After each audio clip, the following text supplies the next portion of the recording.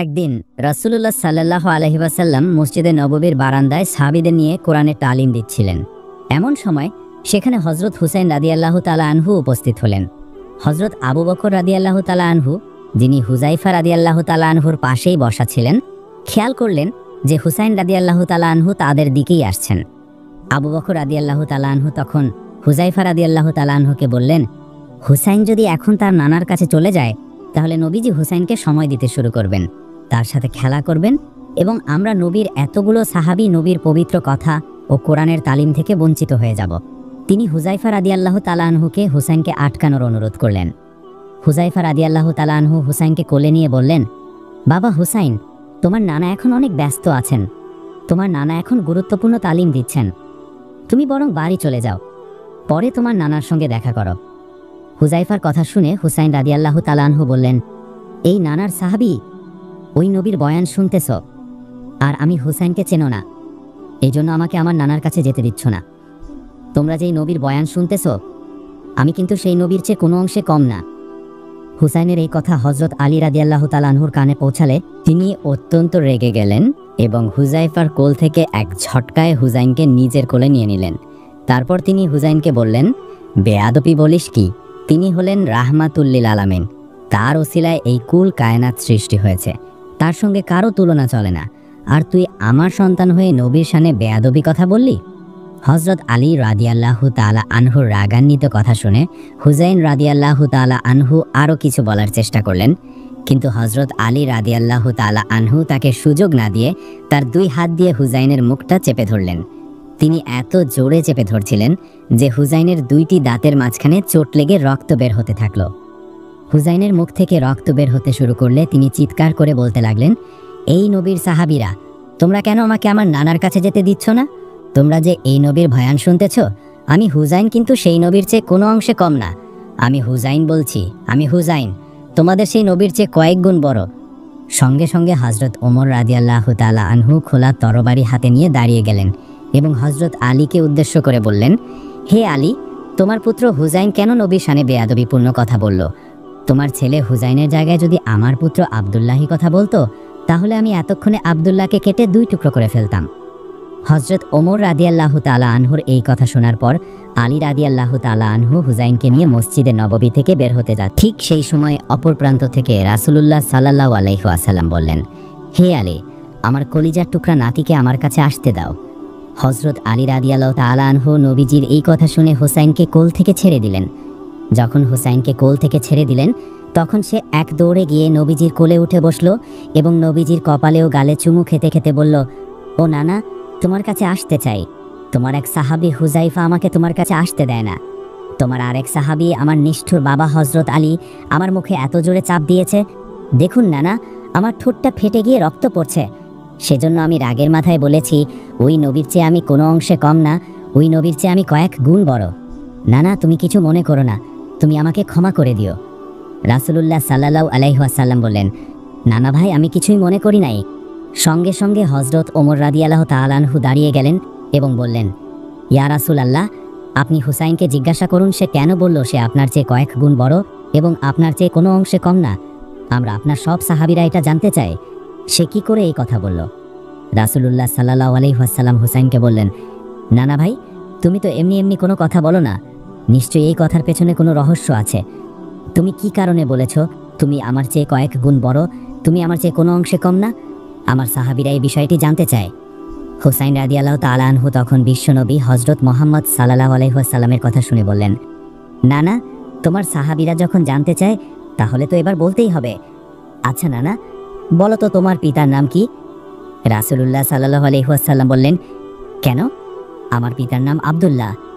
হুসাইন রাদিয়াল্লাহু তাআলা আনহু বললেন, এই আব্দুল্লাহ কি জান্নাত পাবে? নবীজি বললেন, না, আমার পিতা জান্নাত পাবে কিনা এই গ্যারান্টি আমি নবী হয়েও দিতে পারি না, তবে আল্লাহ ইচ্ছা করলে জান্নাত দিতে পারেন, আবার ইচ্ছা করলে নাও দিতে পারেন। হুসাইন রাদিয়াল্লাহু তাআলা আনহু এই কথাটা মনোযোগ দিয়ে শুনলেন।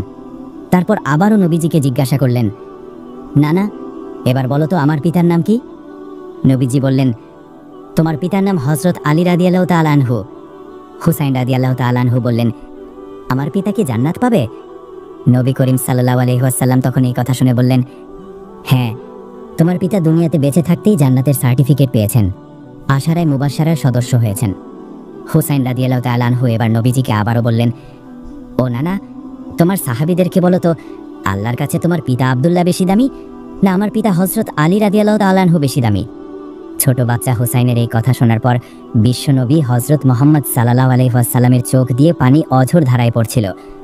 নবী করিম সাল্লাল্লাহু আলাইহি ওয়াসাল্লাম সাহাবীদের উদ্দেশ্যে বললেন, হে আমার সাহাবীরা, শোনো, আমার পিতা আব্দুল্লাহ জান্নাত পাবে কি পাবে না এই গ্যারান্টি আমি নবী হয়েও দিতে পারি না, কিন্তু হুসাইনের পিতা হযরত আলী রাদিয়াল্লাহু তাআলা আনহু দুনিয়াতে বেঁচে থাকতেই জান্নাতের সার্টিফিকেট পেয়ে। হুসাইনের পিতাকে আল্লাহ রাব্বুল আলামিন কাফেরদের জন্য বাঘ হিসেবে প্রেরণ করেছেন, আর হুসাইনের উপাধি হলো আসাদুল্লাহিল গালেব।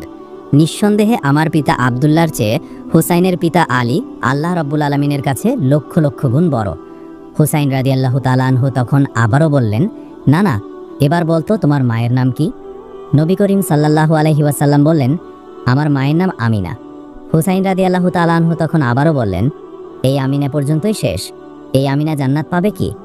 নবী করিম সাল্লাল্লাহু আলাইহি ওয়াসাল্লাম বললেন, না না, আমার মা আমিনা জান্নাত পাবে কি পাবে না এই গ্যারান্টি আমি নবী হয়েও দিতে পারি না। আমার উসিলায় আল্লাহ জান্নাত দিতে পারেন, আবার নাও দিতে পারেন। হুসাইন রাদিয়াল্লাহু তাআলা আনহু তখন এই কথা শুনে বললেন, না না, আপনি কি জানেন আমার মাকে? আমার মা হলেন জান্নাতি মহিলাদের সর্দারিনী। আমার মা দুনিয়াতে বেঁচে থাকতেই জান্নাতের সার্টিফিকেট পেয়েছেন। আমার মা যতক্ষণ না জান্নাতে প্রবেশ করবেন ততক্ষণ কোনো নারী জান্নাতে প্রবেশ করতে পারবে না। এবার তোমার সাহাবীদেরকে বল, না না, তোমার মা আমিনা আল্লাহর কাছে বেশি দামি, না আমার মা ফাতিমা আল্লাহর কাছে বেশি দামি? নবী করিম সাল্লাল্লাহু আলাইহি ওয়াসাল্লামের চোখের অশ্রুতে তার দাড়ি মোবারক ভিজে যাচ্ছিল। নবীজি সাল্লাল্লাহু আলাইহি ওয়াসাল্লাম সাহাবীদের উদ্দেশ্যে বললেন, হে আমার সাহাবীরা, শোনো, আমার মা আমিনা জান্নাত পাবে কি পাবে না এই গ্যারান্টি আমি নবী হয়েও দিতে পারি না। আমার উসিলায় আল্লাহ জান্নাত দিতে পারেন, আবার নাও দিতে পারেন, কিন্তু হুসাইনের মা ফাতিমা দুনিয়াতে বেঁচে থাকতেই জান্নাতের সার্টিফিকেট পেয়েছেন, আশারায়ে মুবাশশারার সদস্য হয়েছেন। ওই মহান আল্লাহ রাব্বুল আলামিনের কাছে আমার মা আমিনার চেয়ে হুসাইনের মা ফাতেমা লক্ষ লক্ষ গুণ বেশি দামি। হুসাইন রাদিয়াল্লাহু তাআলা আনহু বললেন, না না, এবার বল দেখি তোমার নানার নাম কি? নবীজি বললেন, আমার নানার নাম ওয়াহাব জুহরি।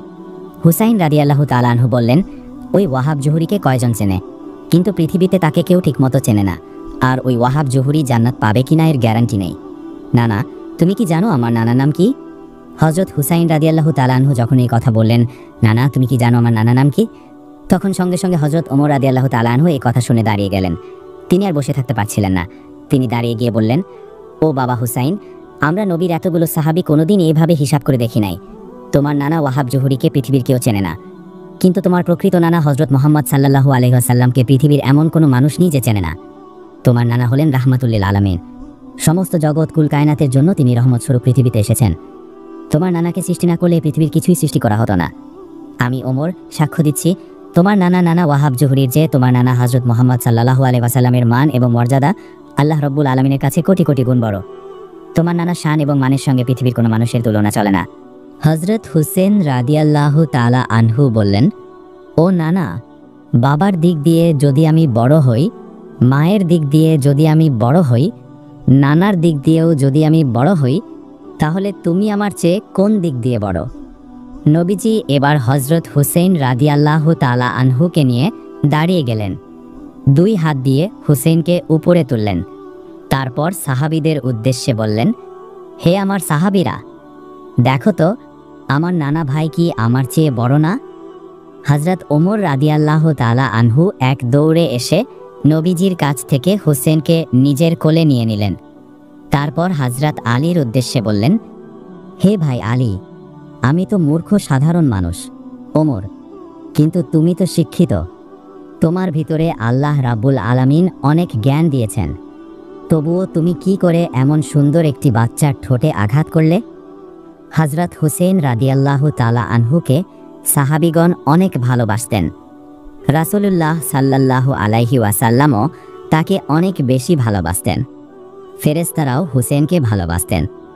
স্বয়ং আল্লাহ রাব্বুল আলামিন নিজেও হুসেনকে অনেক ভালোবাসতেন। এই ধরনের সুন্দর সুন্দর ইসলামিক ভিডিও পেতে আমাদের চ্যানেলটিকে সাবস্ক্রাইব করে সাথে থাকুন এবং লাইক, কমেন্ট, শেয়ার করে আপনার বন্ধুদের মাঝে ছড়িয়ে দিন।